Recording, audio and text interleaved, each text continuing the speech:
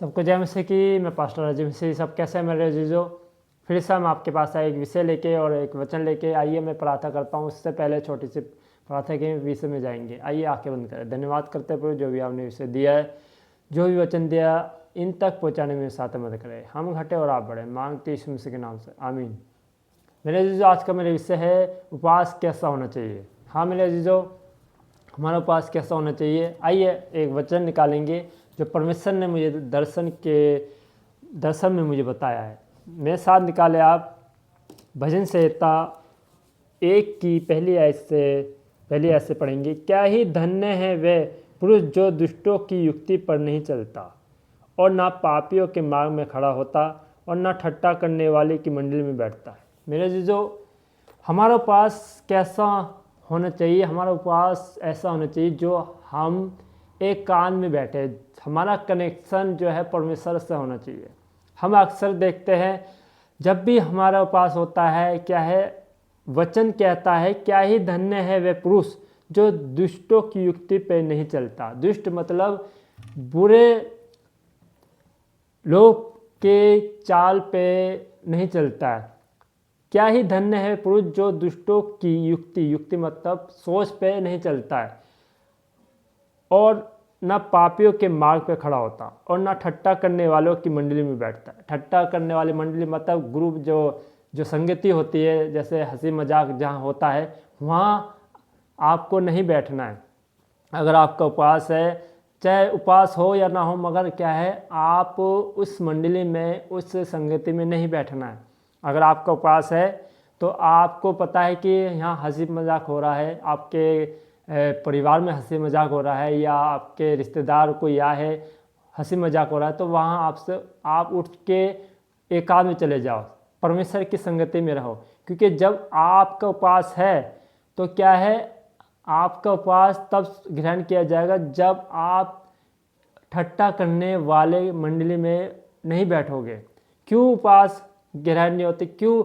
परमेश्वर क्या धन्य किसको कह रहा है? धन्य है वे मनुष्य जो दुष्टों की युक्ति पे नहीं चलता। दुष्ट मतलब ये नहीं कि शैतान है, मतलब दुष्ट ये भी है कि जो बुरी युक्ति सोच है, जैसे कल्पनाएं होती है और कुछ नेगेटिव बातें बोलते हैं, जो हंसी मजाक करते हैं, वहाँ मंडली में नहीं बैठना। अगर आपके रिश्तेदार कोई हंसी मजाक कर रहे हैं तो वहाँ से उठ जाओ। और आपसे कुछ ऐसे मजाक कर रहे हैं तो जो आपको ये लगे हम मेरा उत्तर देना सही नहीं, अगर उत्तर दूंगी तो मेरा उपवास खराब होगा, तो वहाँ आप उठ के वहाँ से चले जाओ। हाँ मेरे जीजो, अगर आप उनका जवाब दोगे तो आपका उपवास क्या है, खराब होगा। इसीलिए शैतान क्या है, परिवार को पकड़ता है। क्या लिखा है? क्या ही धन्य है पुरुष जो दुष्टों की युक्ति पर नहीं चलता और ना पापियों के मार्ग पर खड़ा होता। पापी मतलब जो बुरे गलत बातें बोलते, जैसे आप कहीं भी जा रहे हो और आपके फ्रेंड, मान लो अगर आपके फ्रेंड आ गए बाय चांस, और आप तो मना नहीं कर सकते, उनको भगा नहीं सकते एकदम, क्योंकि आपको दुख होगा, रहे मेरा फ्रेंड रह गया, कोई आपके रिश्तेदार।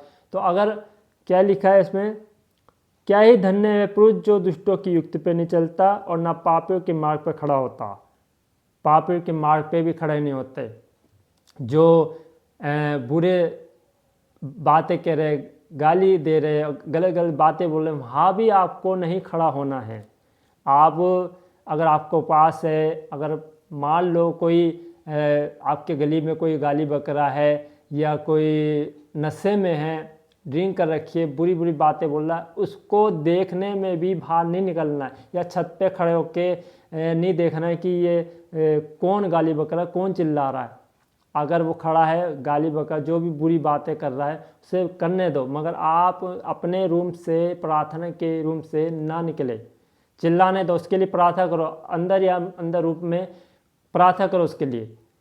क्योंकि अगर आप पापियों के मार्ग में खड़े होंगे, अगर उसको आप भगाने के लिए कहोगे भाई आगे बढ़ जा, तो क्या है आपका उपवास, वो आपको गाली देगा, तो आपके मुंह से कुछ भी ऐसे शब्द निकल सकते हैं जो आपका उपवास खंडित हो सकता है। तो इसलिए क्या लिखा है, पापियों के मार्ग में भी नहीं खड़ा होना।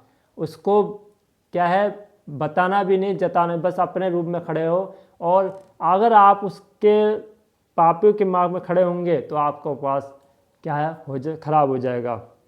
और ठट्टा करने वाले की मंडली में नहीं बैठना। जो हंसी मजाक हो रहा है, आपको लग रहा है कि आपके रिश्तेदार मजाक कर रहे हैं, ज़्यादा अवॉइड मजाक कर रहे हैं, तो आप वहाँ से उठ जाओ, वहाँ बस थोड़ा बैठो।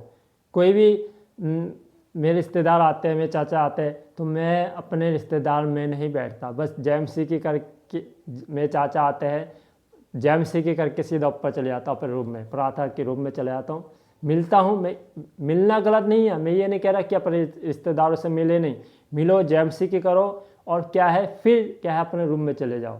मैं ऐसे करता हूँ, जैमसी की करके फिर मैं ऊपर बैठ जाता हूँ। मुझे पता है अगर ये कुछ बोलेंगे, मजाक करेंगे तो मुझे पसंद नहीं है, तो इसलिए हंसी ठट्टा करने वाले के मंडली में नहीं बैठना। मंडली मतलब ग्रुप, संगति। अगर आप लगता है आपकी संगति हंसी मजाक की है, ठट्टा कर रहे हैं, ज़्यादा अवॉइड हो रहा है, आपका परिवार में ज़्यादा हंसी मजाक हो रहा है, तो आप वहाँ से हट जाओ। परंतु वह तो यहोवा की व्यवस्था से प्रसन्न रहता और उसकी व्यवस्था पर रात दिन ध्यान करता रहता है। वह उस वृक्ष के समान है जो बहती नालियों के किनारे लगाया गया है और अपनी ऋतु में फलता है। मेरे जीजो, आज परमेश्वर आपको आशीष देगा, फैलाएगा। जो जो जिस विषय के लिए आपने उपवास रखे, आपका उपवास ग्रहण किया जाएगा। हाँ मेरे जीजो, अगर आप ये वचन अपने माइंड में कैच कर ले, क्या ही धन्य है वे जो पुरुष दुष्टों की युक्तियों पे नहीं चलता। अगर तो जो दुष्ट होते हैं, जो बुरे मनुष्य होते हैं, जो गाली, जो उनके मुँह से अच्छा नहीं निकलेगा बल्कि गलत ही निकलेगा, उनके पास से चले जाओ। और न पापियों के मार्ग पे खड़ा हो, न पापियों के मार्ग में खड़ा होता। हाँ मेरे जीजो, पापियों के मार्ग में भी खड़े नहीं होते। आप क्या है, अगर कोई भी व्यक्ति कुछ भी कह रहा है, कोई बाहर उल्टा सीधा बकड़ा, लड़ाई झगड़े हो रहे या कुछ भी है, आपको लगता है तो वहाँ पर आता करो अपने रूम में, बाहर देखने मत जाओ, कुछ मत बोलो। खड़े होंगे तो वो आपको देखेगा, आप समझाओगे तो आप क्या है, आपको उपवास खराब हो सकता है। और क्या है, और ना ठट्टा करने वाले की मंडली में बैठता है। अगर आप ठट्टा मजाक जहाँ ज़्यादा होता है वहाँ आप बैठोगे तो आपका उपवास खराब हो जाएगा। आपका उपवास, हमारा उपवास कैसा होना चाहिए, हमारा उपवास कैसा होना चाहिए मेरे जो, मैं आपको बताता हूँ।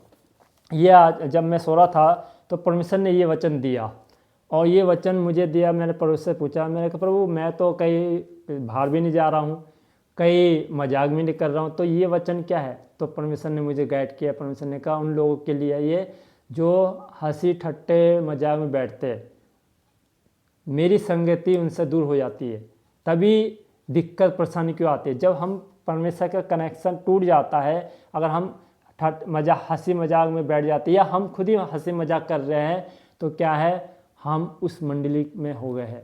जरूरी नहीं है कि संगति में हम बैठ रहे हैं। अगर हम मजाक कर रहे हैं, ज़्यादा मजाक हो रहा है, तो समझ लो हम उस मंडली में ठहर रहे हैं।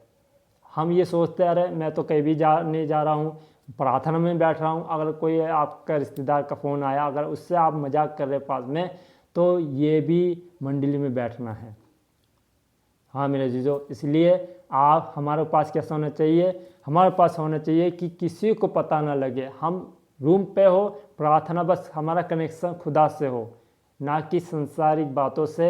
और हमारा पास बस ऐसा होना चाहिए कि खुदा से लो होने चाहिए, हमारा ध्यान खुदा पे होना चाहिए। हमारा ध्यान कहाँ होना चाहिए, वचन में होना चाहिए, संसारी बातों में नहीं। और बस खुदा में जो आ रहा है बस आने दो, जो जाने दो, बस उसको जैमसीकी करो, बस अपने रूम में चले जाओ। और बाकी किसी से मत रखो, खुदा से मत रखो। उसके लिए प्रार्थना करो, जो रिश्तेदार है उनके लिए प्रार्थना करो, जो पड़ोसी है उनके लिए प्रार्थना करो।